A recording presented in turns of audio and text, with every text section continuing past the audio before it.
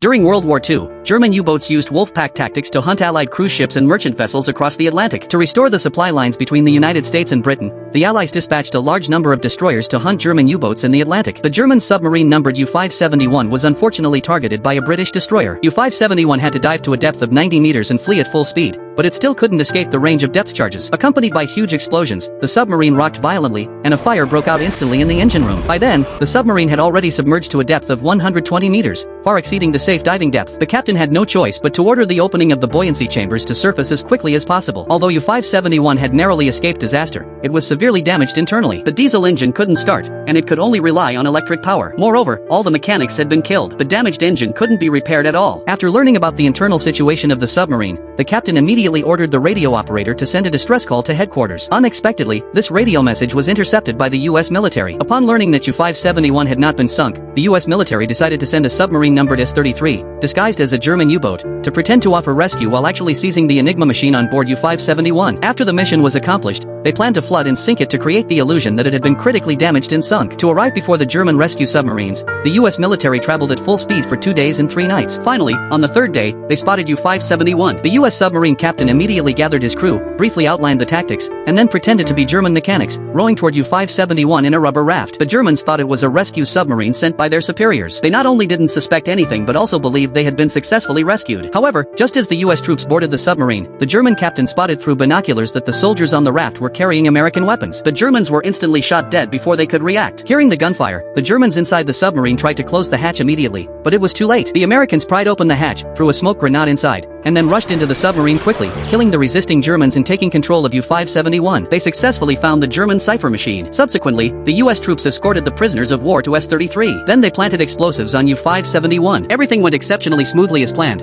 but just as the U.S. troops were preparing to withdraw to S-33, the captain suddenly spotted a torpedo, which hit the U.S. submarine the next second. The Americans still on U-571 quickly realized that it was an attack launched by the German rescue submarine. The U.S. soldiers immediately returned to the cabin, extinguished the explosives, and prepared to operate the German submarine for an emergency dive.